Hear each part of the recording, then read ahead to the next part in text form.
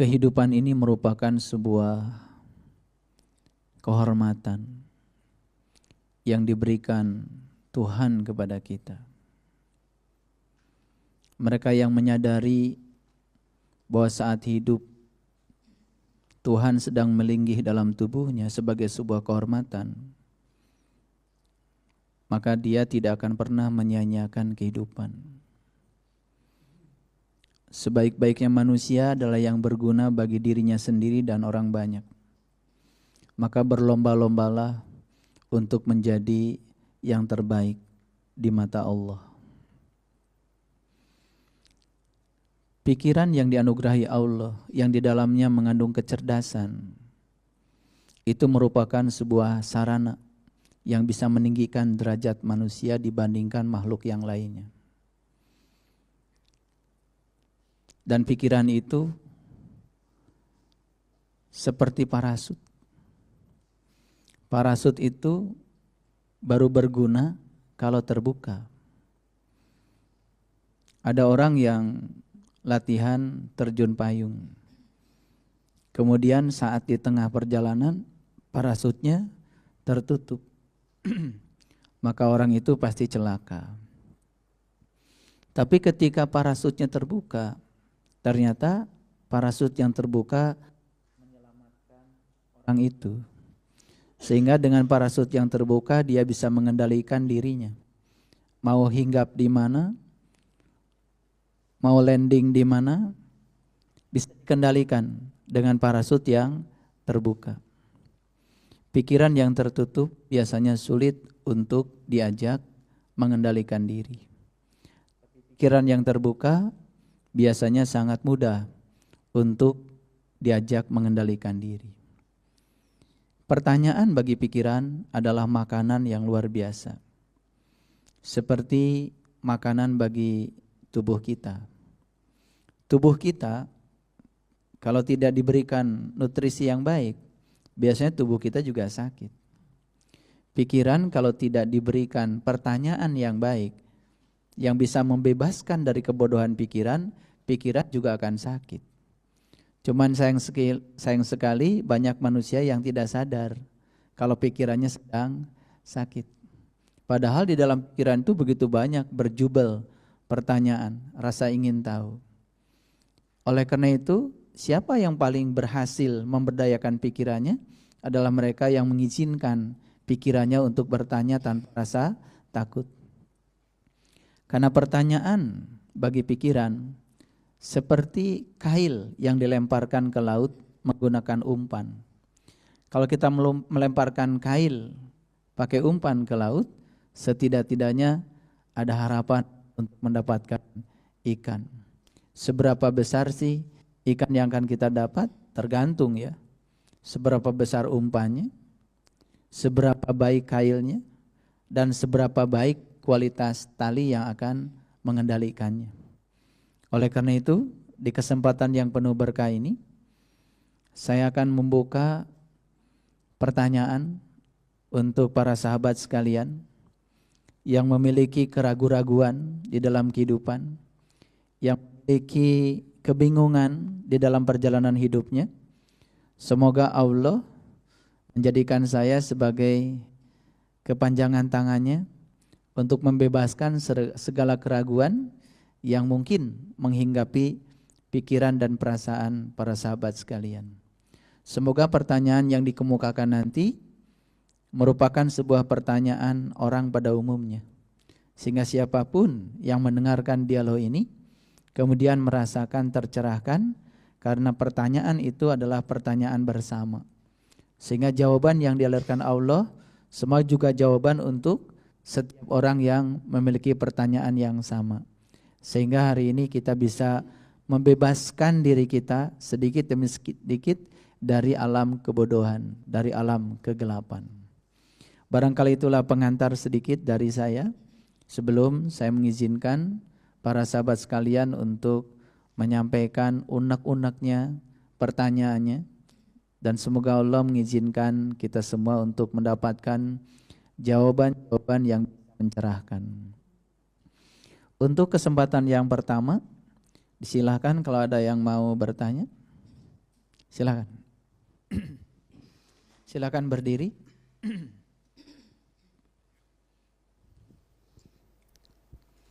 Baik, terima kasih atas waktunya Bapak.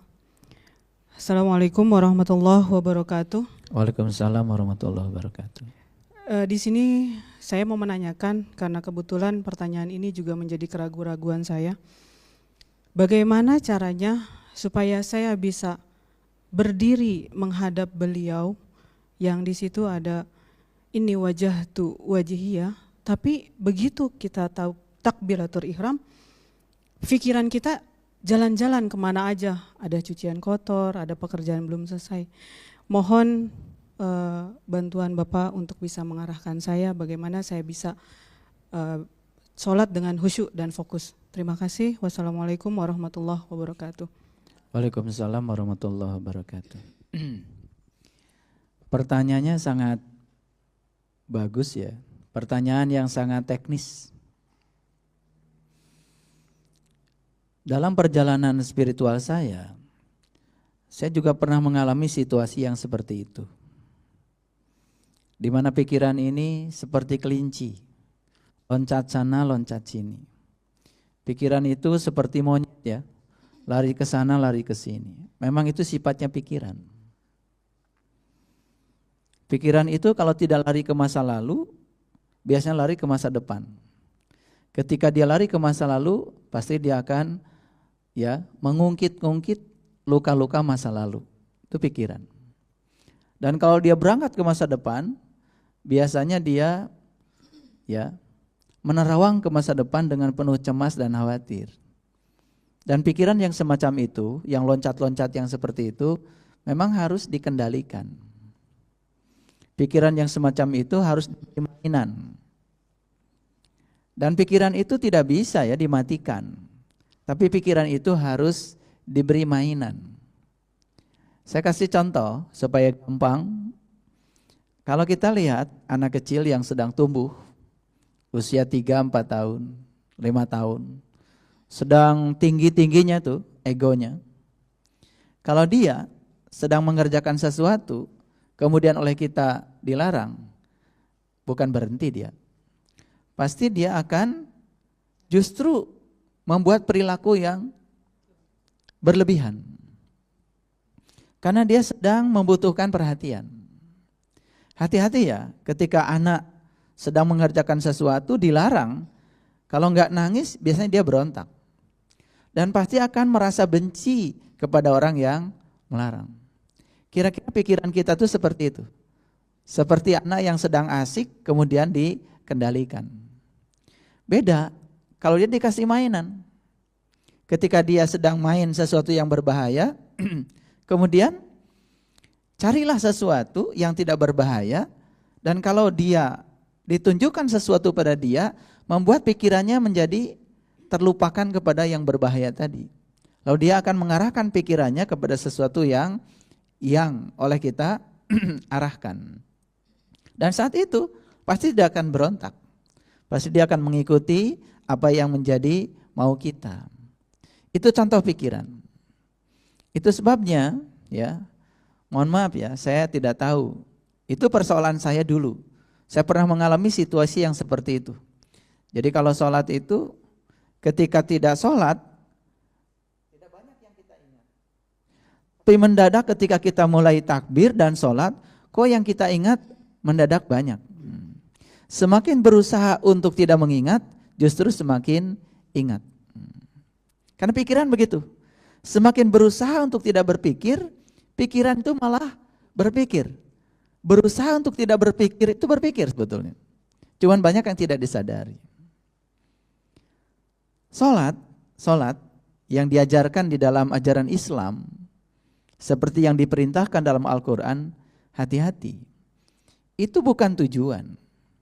Salat itu adalah sarana untuk mencapai tujuan. Jadi salat itu sarana, jembatan untuk mencapai tujuan. Lalu apa sih tujuannya salat? Kalau kita merefer kepada Al-Quran, kan perintah salat itu di Quran seperti ini. Aqimis shalah, dirikanlah salat.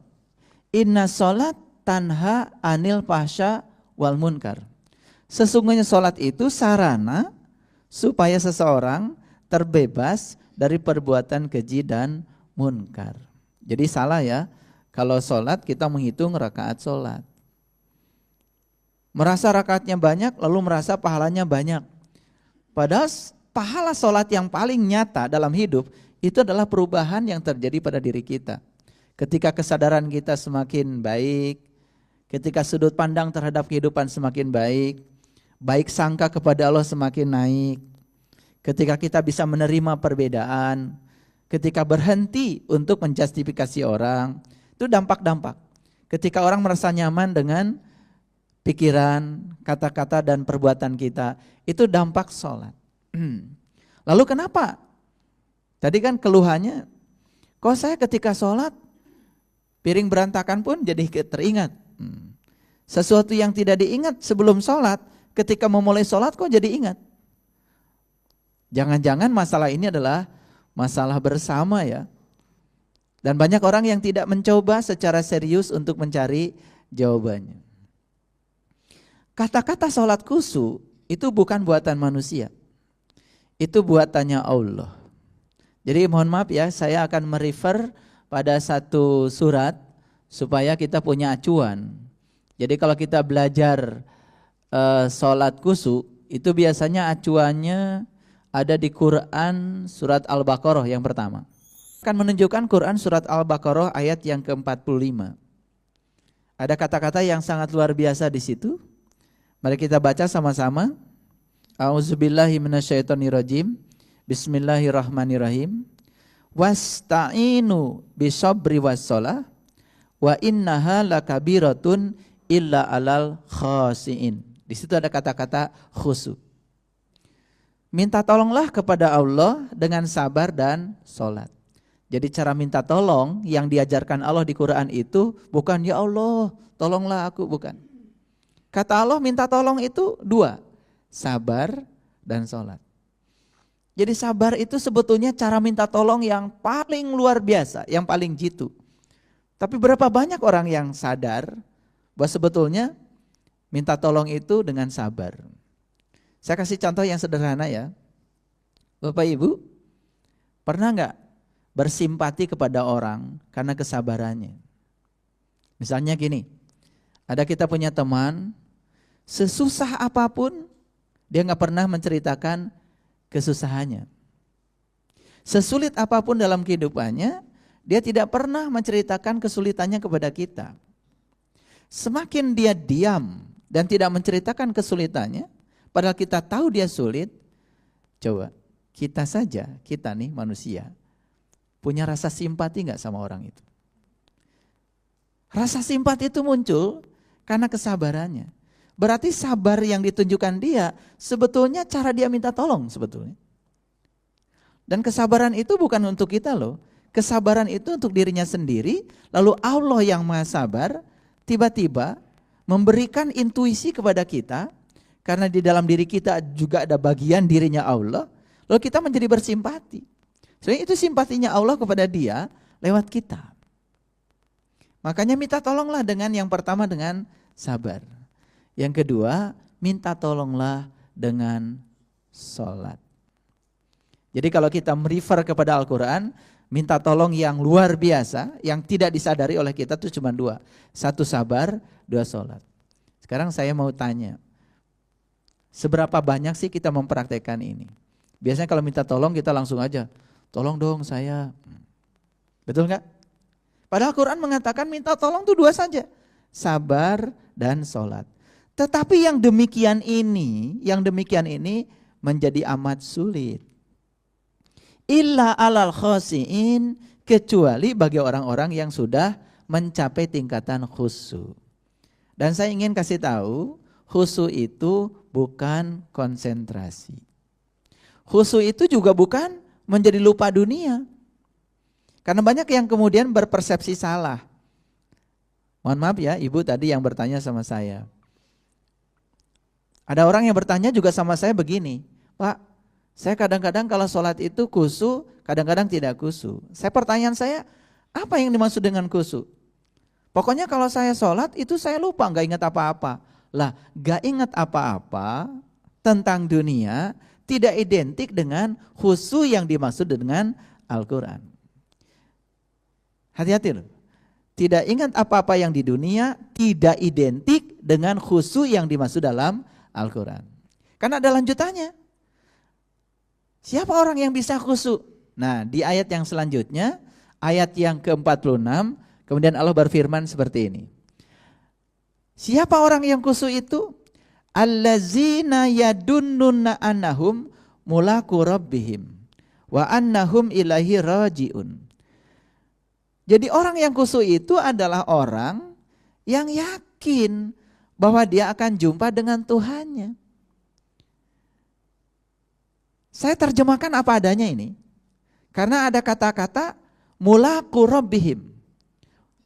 Liqa itu bahasa Arab, suka atau tidak suka, terjemahan bahasa Indonesia adalah jumpa. Mulaku rabbihim berarti jumpa dengan Tuhan. Jadi ternyata khusyuk itu adalah sebuah kondisi yang diawali dengan proses perjumpaan. Nah, dimensi perjumpaan tentu saja sangat luas. Jangan terperangkap oleh kata-kata seperti saya berjumpa dengan ibu bapak sekarang.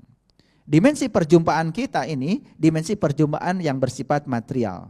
Dalam sebuah ruang dan waktu yang sama. Sedangkan Allah itu kan tidak terkungkung oleh konsep ruang dan waktu. Makanya hati-hati ya menjustifikasi kata berjumpa. Oleh karena itu untuk ya mengalami proses perjumpaan itu, disitulah tidak bisa kita kemudian berjalan sendiri. Disitulah perlu tuntunan seorang guru. Makanya harus mencari guru supaya tidak salah. Karena belajar spiritual tanpa guru, ikutannya adalah setan. Itu berbahaya. Jadi kalau begitu apa itu khusyuk? Khusyuk itu adalah sebuah kondisi yang terjadi, kondisi spiritual yang dimulai dengan proses perjumpaan. Kata siapa? Ini bahasa Quran, bukan bahasa persepsi kita. Itu dulu. Nah, kalau kita merefer kepada Nabi Muhammad, beliau kan dalam hadis mengatakan, "Shallu kama ra'aitumuni usolli." Salatlah kamu sebagaimana kau lihat aku salat. Kalau kita lihat ya, para sahabat pada saat itu, Nabi Muhammad sedang sholat, sahabat di belakang Nabi, bisa melihat gak Nabi sholat? Bisa kan? Tapi apa yang terlihat oleh sahabat? Kan gerakan-gerakannya sholat Nabi, aspek materi. Tetapi gerakan dalamnya Nabi, pikiran, perasaan, dan jiwanya Nabi, terlihat gak oleh orang di belakang Nabi? Gak kelihatan. Tetapi Nabi bilang, "Shallu kama ra'aitumuni usolli." Salatlah kamu sebagaimana kau lihat aku salat. Hati-hati. Banyak orang yang kemudian merasa puas ketika melihat orang lain salat, kemudian dia salat, dikiranya sudah salat.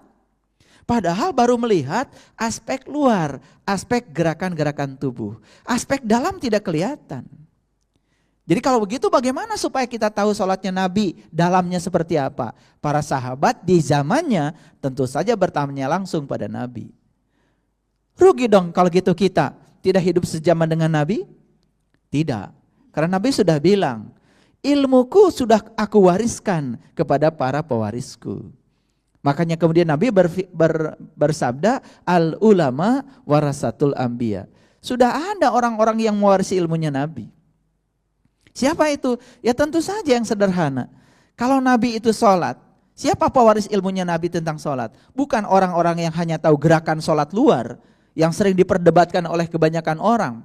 Begitu gerakan sholatnya beda, kemudian kita mencaci maki orang lain, bahkan mengatakan sah tidak sah, batal tidak batal, kan begitu. Seperti kita yang paling tahu. Padahal sesungguhnya inti sarinya sholat di dalam Al-Quran. Kalau kita merujuk kepada Quran surat Toha ayat 20. Innani anallah la ilaha illa ana fa'budni wa aqimis sholata li zikri. Sesungguhnya aku adalah Allah, tidak Tuhan selain aku. Sembahlah aku dan dirikanlah sholat untuk mengingat aku. Bagaimana proses mengingat itu terjadi? Mengingat itu harus dimulai dengan proses penyaksian. Itu sebabnya kalau kita berguru kepada Nabi Muhammad kan gak sholat dulu. Tapi beliau melakukan sebuah prosesi yang namanya Mi'raj. Nah, sayang sekali banyak di antara kita barangkali tidak terlalu tertarik untuk membahas itu. Malah lebih suka untuk memperingati saja yang disebut dengan Isra Mi'raj tiap tahun. Makanya kita hanya menjadi pengamat, tidak pernah menjadi pelaku. Lalu kita tidak pernah mengalami pengalaman apa-apa. Harusnya timbul pertanyaan, apa sih yang mendasari Nabi Muhammad itu kemudian mendeklar sebuah prosesi agung yang disebut dengan Isra Mi'raj. Ternyata setelah itu kemudian beliau diperintahkan sholat. Ternyata prosesi ini terjadi juga sama Nabi Musa. Diabadikan dalam Quran surat Toha. Nabi Musa juga sebetulnya mengalami prosesi itu. Cuma namanya barangkali bukan Mi'raj. Saya punya keyakinan semua Nabi, semua Rasul itu mengalami prosesi pertemuan itu. Bahwa istilahnya menjadi berbeda itu karena kurun waktunya berbeda.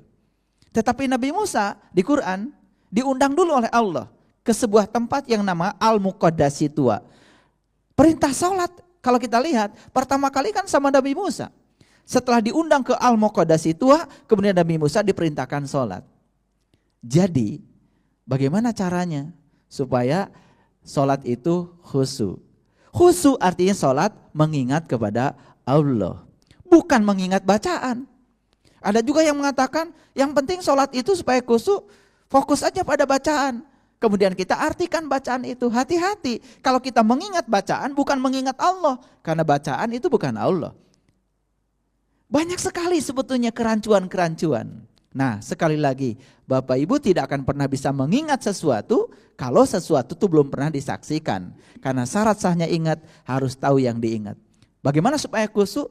Berarti pikiran ini, batin ini harus mengalami sebuah pengalaman. Pengalaman apa? Pengalaman melihat. Maka itulah sesungguhnya pentingnya kita belajar untuk meniti ke dalam diri agar batin kita, dalaman kita mengalami sebuah pengalaman, proses penyaksian. Dan itulah yang akan mendorong seseorang memiliki sebuah pengalaman bagus. Sholatnya hanya mengingat kepada Allah. Nah, bacaan hanya sarana untuk berkomunikasi dengan Allah. Di tingkat yang seperti itu, baru sholat itu menjadi punya makna, punya rasa. Sholat kita menjadi ada nilai. Nilai sholat kita terletak pada rasa. Rasa penyatuan dengan Allah. Sesuai dengan definisi sholat itu sendiri. Sholat itu kan artinya penyatuan. Dari kata waslat. Waslat itu penyatuan. Makanya sebelum sholat kita disuruh wudhu. Apanya wudhu? Wudhu itu artinya perpisahan. Berpisahlah dulu dengan selain Tuhan, baru sholat. Baru sholatnya menyatu dengan Tuhan. Hanya mereka yang bisa berpisah dengan selain Tuhan yang bisa menyatu dengan Tuhan. Kapan proses penyatuan terjadi? Ketika kesadaran kita beresonansi dengan kesadaran Tuhan. Disitulah terjadilah pengalaman rasa. Sholat yang seperti inilah yang akan mengubah perilaku kita dan lain-lain. Sehingga sholatnya disebut khusyuk. Barangkali itu dulu ya penjelasan dari saya. Tetapi ini baru penjelasan, prakteknya belum. Karena untuk menuju kepada jawaban yang sebenarnya harus praktek.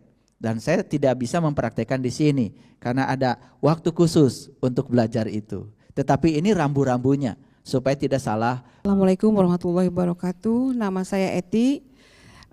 Saya sudah 2 kali berkunjung ke Makkah dan Madinah untuk melaksanakan ibadah haji dan umroh.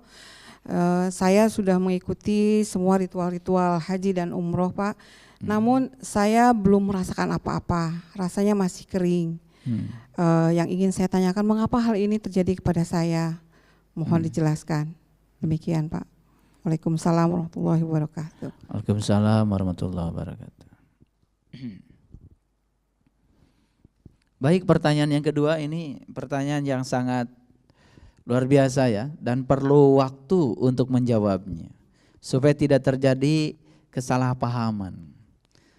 Saya akan mengulang dulu supaya sama yang dimaksud dengan pikiran saya. Jadi Ibu Eti ini sudah melaksanakan haji, sudah melaksanakan umroh, sudah 2 kali ya pergi ke sana, alhamdulillah, biasa. Pertanyaannya, kok waktu pergi ke sana rasanya ada sesuatu ya di sini? Perasaannya merasa kering. Harusnya kan pergi ke sana harusnya basah ya. Harusnya penuh dengan energi kelembutan. Tapi kok perasaan itu muncul? Baik, semoga tidak banyak yang mengalami ini. Hanya Bu Eti saja. Tapi kalau ada yang lain yang mengalami ini, semoga jawaban saya yang akan saya sampaikan menjadi jawaban edukasi untuk menimbulkan sebuah kesadaran. Kering itu kan sebetulnya istilah yang muncul dari ketidakadaan rasa. Bukan kering seperti tidak ada air kan sebetulnya. Ketidakadaan rasa. Rasanya gersang barangkali itu ya Ibu Eti, bukan kering ya, gersang. Gersang. Jadi rasanya gersang. Nah, kegersangan itu mungkin karena ketidakadaan rasa. Nah, kenapa tidak ada rasa? Karena rasa itu kan dimensi dalam dari diri kita. Nah, ketika tidak ada rasa, berarti barangkali dugaan saya, barangkali semua ritual yang dilakukan di sana semata-mata hanya ritual tubuh. Ritual luar, ritual material, sehingga tidak melibatkan rasa. Kenapa itu terjadi? Kenapa itu terjadi?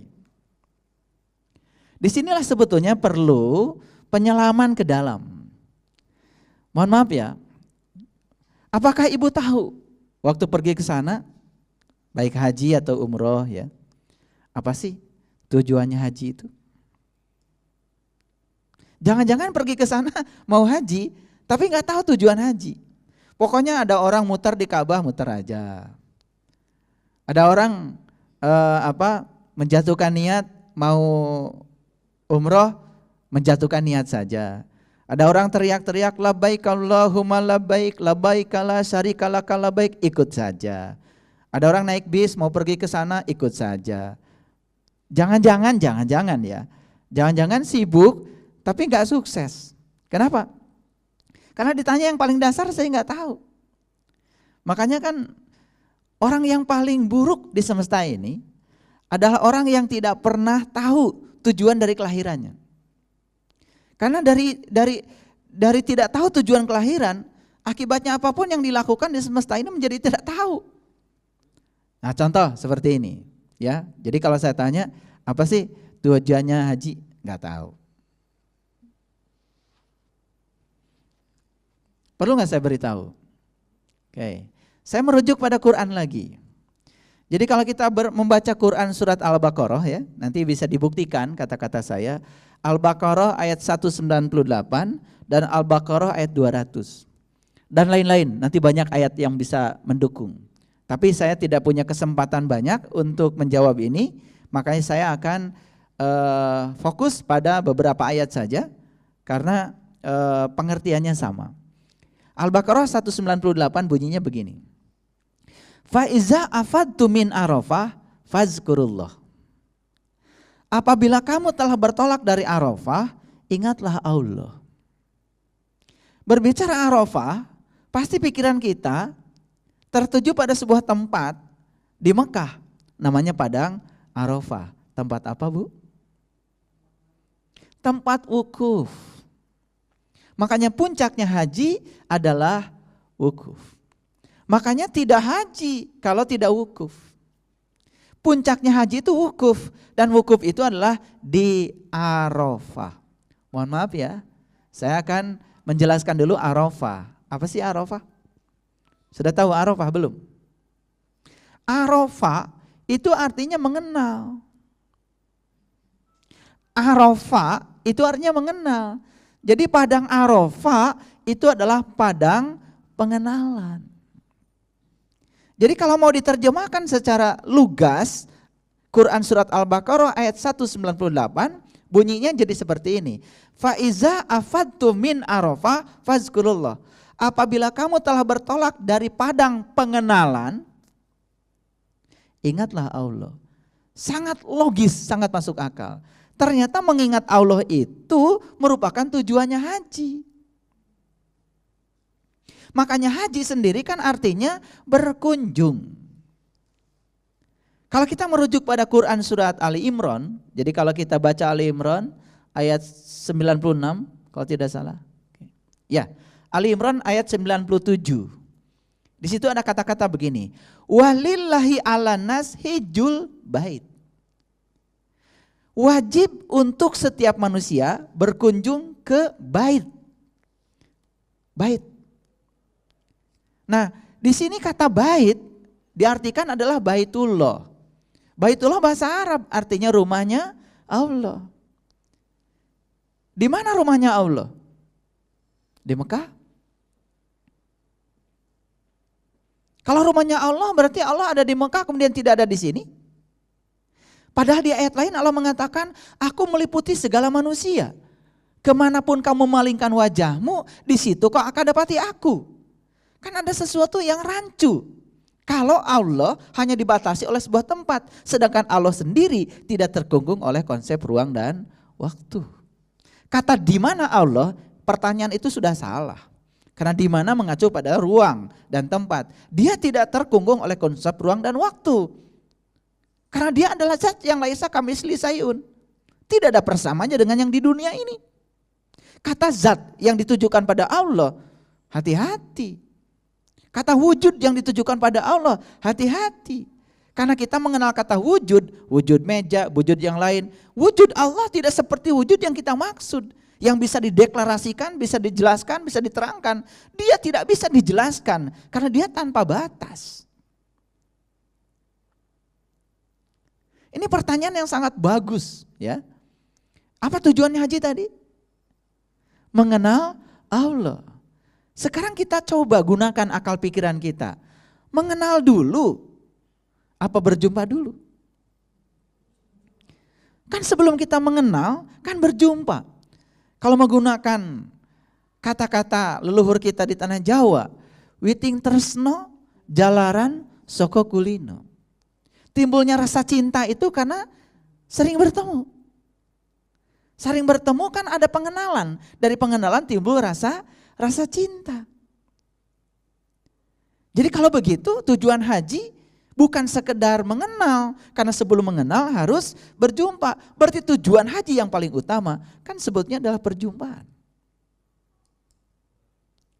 Makanya wajib setiap manusia berkunjung ke rumah Tuhan.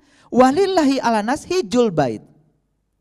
Bagi siapa kewajiban ini terjadi? Manis tato'a ilaihi sabila.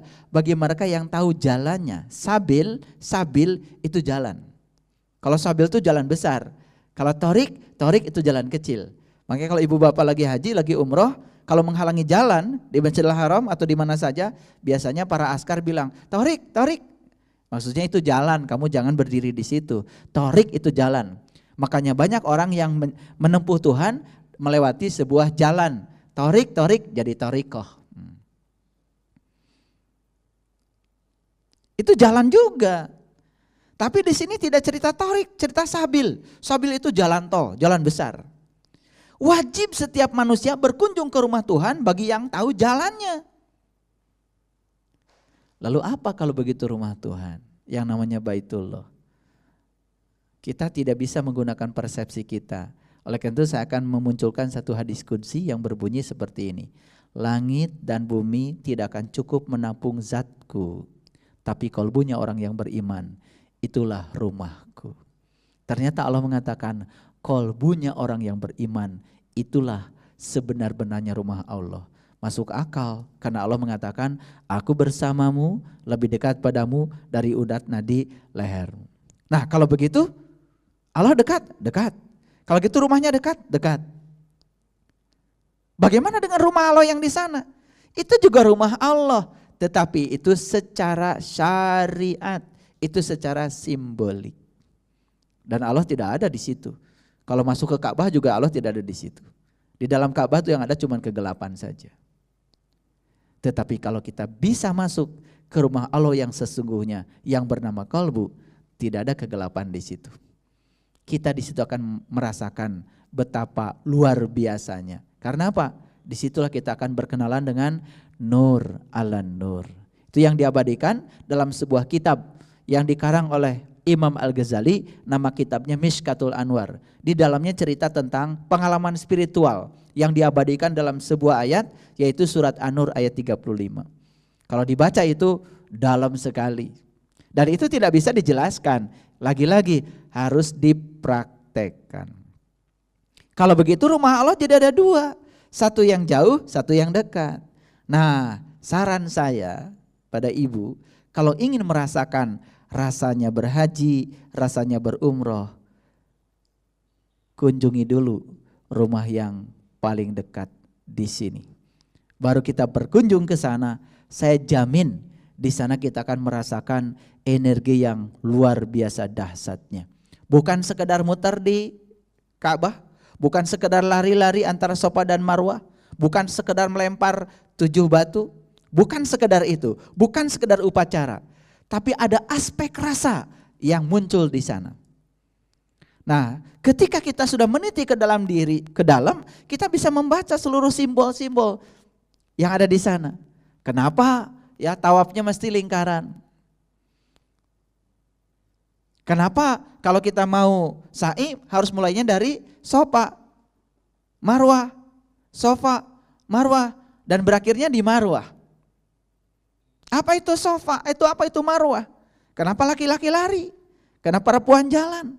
Kenapa laki-laki pakai kain ihram? Kenapa perempuan tidak pakai kain ihram? Semua pertanyaan-pertanyaan tentang haji akan bisa dijawab. Karena apa? Semua simbol-simbol di sana sebutnya adalah itu rambu-rambu untuk meniti ke dalam diri.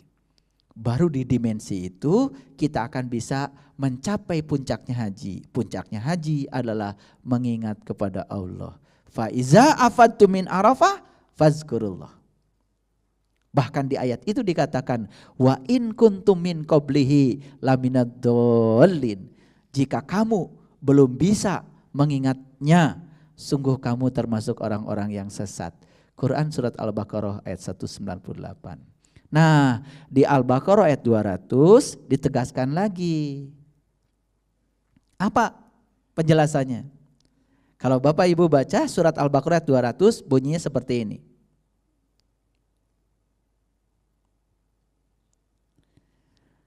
Apabila kamu telah menyelesaikan hajimu, ingatlah Allah seperti kamu mengingat bapakmu.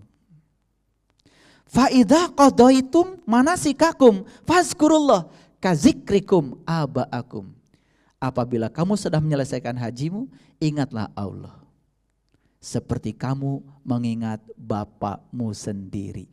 Mengingat Allah, bagi yang sudah tahu, semudah kita mengingat orang tua kita sendiri. Quran surat Al-Baqarah ayat 200. Nah, baru dimensi rasanya akan masuk. Jadi, mengulang lagi Ibu. Ya, semoga saya doakan semoga ada rezeki lagi, bisa kembali lagi ke sana, tetapi dalam dimensi yang berbeda. Sudah mengetahui seluruh proses edukasi di sana, bahkan sudah bisa meniti ke dalam diri, sehingga saat pergi ke sana kita akan berlimpah ruah dengan pengalaman rasa.